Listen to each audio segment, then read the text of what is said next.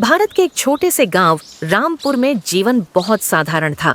यहाँ के लोग खेती किसानी करते, पशु पालते और सरलता से जीवन जीते थे। इस गांव में ही रहता था राघव, लगभग 13 साल का एक जिज्ञासु और होशियार लड़का। राघव भले ही गरीब था, लेकिन उसकी सबसे बड़ी पहचान थी सीखने की लगन। राघव हर चीज को जानने की कोशिश करता, पेड़ों के बारे में, खेतों के बारे में, यहाँ तक कि आसमान में चमकते तारों के बारे में भी। लेकिन उसके पास पढ़ने के लिए किताबें बहुत कम थीं। गांव का स्कूल भी छोटा था और वहाँ सिर्फ कुछ पुरानी किताबें ही मिल पाती थीं। राघव अक्सर सोचता, काश मेरे पास ऐसी कोई किताब होती जिसमें से मैं पूरी दुनिया के बारे में जान पाता, जिससे मुझे सब कुछ सीखने को मिलता। उसे नहीं पता था कि उसकी यह तमन्ना एक दिन सच होने वाली है। गांव से थोड़ी दूरी पर एक पुराना खंडहर था। लोग कहते थे कि वह जगह भूतिया है, वहां कोई जाता नहीं था। लेकिन राघव की जिज्ञासा उसे कई बार वहां तक ले जाती। एक दिन बरसात के बाद जब आसमान साफ हुआ तो राघव ने सोचा, चलो आज उस खंडहर की अंदरूनी जगह देखी जाए। वह चुपचाप वहां पहुंच गया। टूटी दीवारें, झाड़ झंखाड़ और मिट्टी की गंध पूरे माहौल को रहस्यमयी बना रही थी। खंडहर के एक कोने में उसे एक लकड़ी का पुराना संदूक दिखा। ऊपर धूल और मकड़ी के जाले थे। राघव ने साहस जुटाया और संदूक खोला। अंदर से उसे एक बहुत पुरानी मोटी किताब मिली।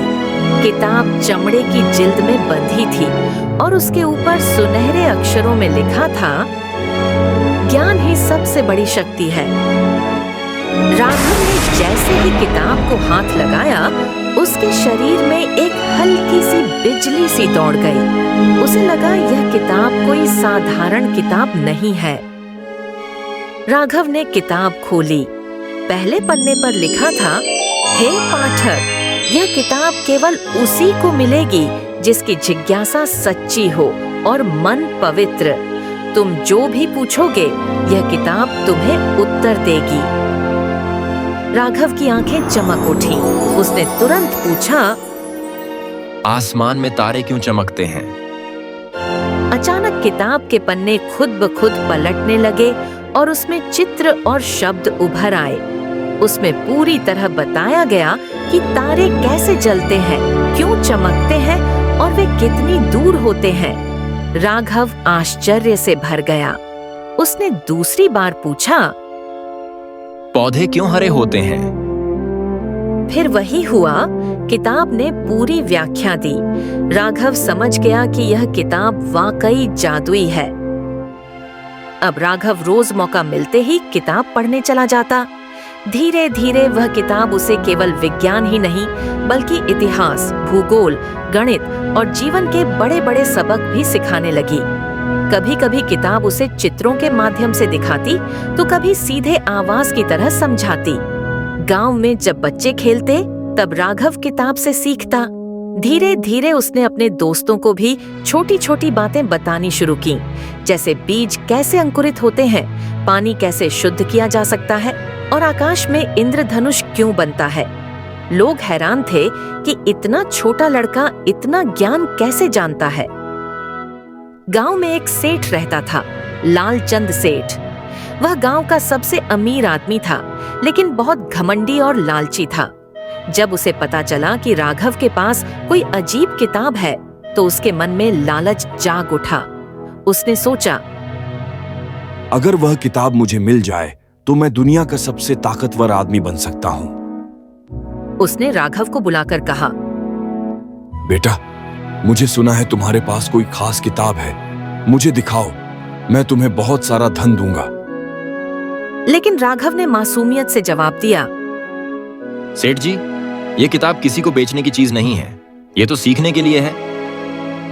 सेठ जी गुस्से से लाल हो गए और मन ही मन ठान लिया कि किसी भी तरह किताब अपने पास करेंगे। एक रात राघव ने सपना देखा। किताब उसके सामने प्रकट हुई और बोली, राघव, याद रखो, ये ज्ञान सबकी भलाई के लिए है। लेकिन हर किसी को यह किताब नहीं मिल सकती। तुम्हारी परीक्षा होगी। यदि तुम स्वार्थी बनोगे तो किताब तुम्हें छोड़ देगी। राघव ने प्रतिज्ञा ली कि वह इस किताब का उपयोग केवल दूसरों की भलाई के लिए करेगा। राघव ने किताब की मदद से गांव वालों की कई समस्याएं हल कीं।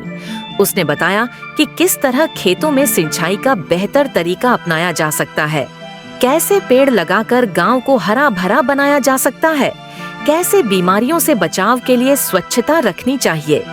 धीरे धीरे गांव बदलने लगा। जहां पहले गरीबी और अज्ञानता थी, वहां अब तरक्की और ज्ञान फैलने लगा। गांव वाले राघव को बहुत मानने लगे। लालचंद सेठ यह सब देखकर और जलने लगा। उसने अपने नौकरों को भेजा कि किसी तरह किताब चुरा कर लाए।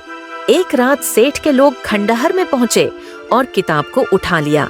लेकिन जैसे ही उन्होंने किताब खोली, उसमें से तेज रोशनी निकली और किताब तुरंत गायब हो गई। किताब फिर राघव के पास प्रकट हुई। राघव, मैंने कहा था यह केवल उसी के पास रहेगी जिसका मन सच्चा हो। राघव को समझ आया कि किताब केवल उसका ही साथ देगी अगर वह सच्चाई और भलाई पर टिका रहेगा। समय बीतता गया। राघव बड़ा होता गया। किताब ने उसे न केवल ज्ञान दिया, बल्कि यह भी सिखाया कि ज्ञान का उपयोग हमेशा भलाई के लिए होना चाहिए। स्वार्थ और लालच से मिली चीज टिकती नहीं। सच्चा ज्ञान वही है जो सबको लाभ पहुंचाए। राघव ने अपने गांव में एक छोटा स्कूल खोला और वहां सब बच्चों को मुफ्त में पढ़ाने लगा। वह अक्सर कहता, जादुई किताब तो एक साधन थी, लेकिन असली जादू तो सीखने की लगन और सच्चाई का मार्ग है।